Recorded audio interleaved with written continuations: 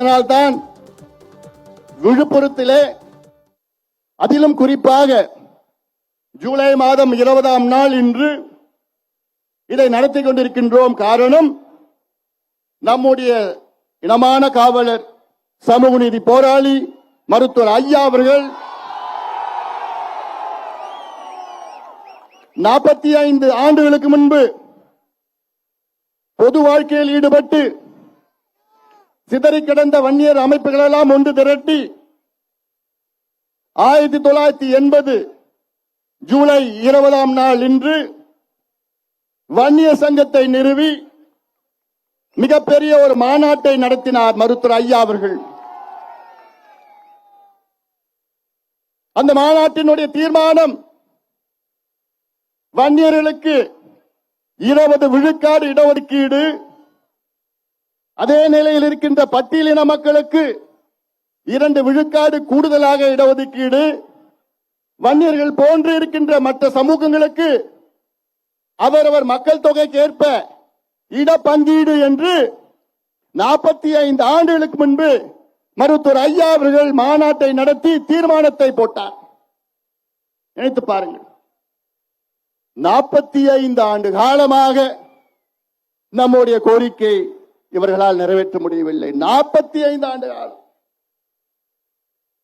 இடையிலே ஒரு வாரம் சாலை மறியல் போராட்டத்தை மருத்துவர் ஐயா அவர்கள் நடத்தினார்கள்.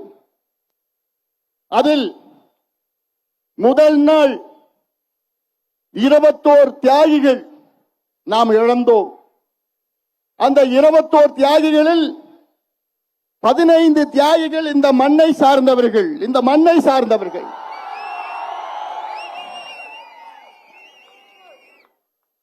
மண்ணில் தான் அவர்கள் உயிர் நீத்தார்கள், அவர் ரத்தம் சிந்தினார்கள். அவர் உயிர் நீத்ததற்கு என்ன அர்த்தம்? எதற்காக அவர் உயிர் நீத்தார்கள்? நீங்கள் படிக்க வேண்டும், நீங்கள் வேலைக்கு செல்ல வேண்டும்.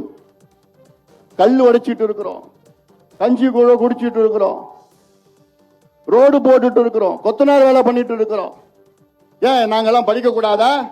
என் தம்பிங்க என் தங்கைகள் படிக்க கூடாதா? என் தம்பிகள் என் தங்கைகள் வேலைக்கு போக கூடாதா? சுயமரியாதை வாழக்கூடாதா? இன்னும் உங்களை அடிமையா இருந்துட்டு இருக்கணுமா? இதையெல்லாம் நாம் முறியடிப்போம். அதனால்தான் இந்த மண்ணிலே நாம் தொடர்ந்து போராட்டம் செய்து வருகின்றோம். ஸ்டாலின் அவர்களே,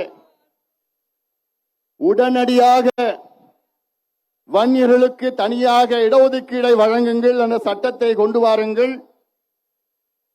உச்சநீதிமன்றம் தீர்ப்பளித்து 1208 நாட்கள் ஆகிறது. அந்த உச்சநீதிமன்றம் தீர்ப்பிலே தமிழ்நாட்டில் சாதிவாரி கணக்கெடுப்பு நடத்தி வன்னியர்களுக்கு நீங்கள் உள்ஒதுக்கீடு கொடுங்கள் என்று எந்த இடத்திலும் சொல்லவில்லை. இன்று தமிழ்நாட்டிலே வன்னியர்களுக்கு உள்ஒதுக்கீடு, தனி ஒதுக்கீடு கொடுக்க வேண்டும் என்றால் அதற்கு சாதிவாரி கணக்கெடுப்பு நடத்த தேவை கிடையாது. இது நான் மட்டும் சொல்லவில்லை, உச்ச நீதிமன்ற தீர்ப்பு. இதுக்கு மேல என்னையா வேணும் உனக்கு?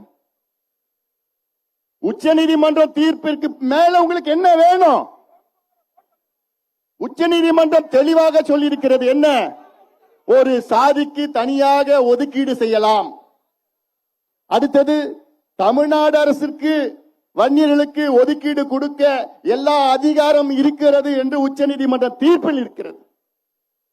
மூன்றாவது, வன்னியர்களுக்கு தமிழ்நாட்டில் ஒதுக்கீடு கொடுக்க வேண்டும் என்றால் அதற்கு மத்திய அரசு அனுமதி தேவை கிடையாது என்று உச்சநீதிமன்ற தீர்ப்பு. இதுக்கு மேல என்ன வேணும்? ஒரு நல்ல அரசு, நேர்மையான அரசு, சமூக நீதி அக்கறை உள்ள அரசாக இருந்திருந்தால் உச்சநீதிமன்றம் தீர்ப்பு வந்து அடுத்த மாதத்தில் வன்னியர்களுக்கு உள்ஒதுக்கீடு, தனி ஒதுக்கீடு கொடுத்திருப்பாங்க. அப்படித்தானே? ஒரு நல்ல அரசு. சரி, இந்த மக்கள் கஷ்டப்பட்டு இருக்கிறாங்களே, இந்த பிள்ளைங்க படிக்கணும், படிச்சு முன்னுக்கு வரணும்னு சொல்லிட்டு. ஆனால் அந்த எண்ணம் ஸ்டாலின் அவர்களுக்கு ஒரு துளியும் கிடையாது, ஒரு எள்ளளவும் கிடையாது. ஸ்டாலின் அவர்களுக்கும் சமூக நீதிக்கும் எள்ளளவும் சம்பந்தமே கிடையாது. ஸ்டாலின் அவர்களுக்கும் சமூக நீதிக்கும் எந்த சம்பந்தம் கிடையாது. திமுகவுக்கும் சமூக நீதிக்கும் எந்த சம்பந்தம் கிடையாது. சமூக நீதி விரோதிகள், துரோகிகள் திமுகவும் ஸ்டாலின் அவர்களும். நீங்க எல்லாம் புரிஞ்சுக்கணும். புரிஞ்சு களத்துல போய் இறங்கி சொல்லுங்க, வீடு வீடா சொல்லணும். இந்த தேர்தலில் நம்ம யாருன்னு காமிக்கணும். காமிக்கணுமா வேணாமா? அந்த கோபம் எனக்கு இருக்குது, உங்களுக்கு இருக்கா? அவ்வளவுதான். என் தம்பிங்க நீங்க புரிஞ்சுக்கிட்டா போதும். தம்பிங்க நீங்க புரிஞ்சுக்கிட்டா போதும். ஏன்னா எல்லாமே இருக்கு. சட்டம் நம்ம பக்கத்துல இருக்கு, தீர்ப்பு நம்ம பக்கத்துல இருக்கு, தரவுகள் நம்ம பக்கத்துல இருக்கு, எல்லாமே நம்ம பக்கத்துல இருக்கு. ஆனா மனசு ஸ்டாலினுக்கு கிடையாது. மனசு கிடையாது. உச்ச நீதிமன்ற தீர்ப்பு வழங்கிய பிறகு வேற கீழ் நீதிமன்றம் எதுவும் தடை பண்ண முடியாது. இதுதான் சட்டம். ஆனால் அது எத்தனை முறை நானும் ஐயாவும் போய் பார்த்தோம்,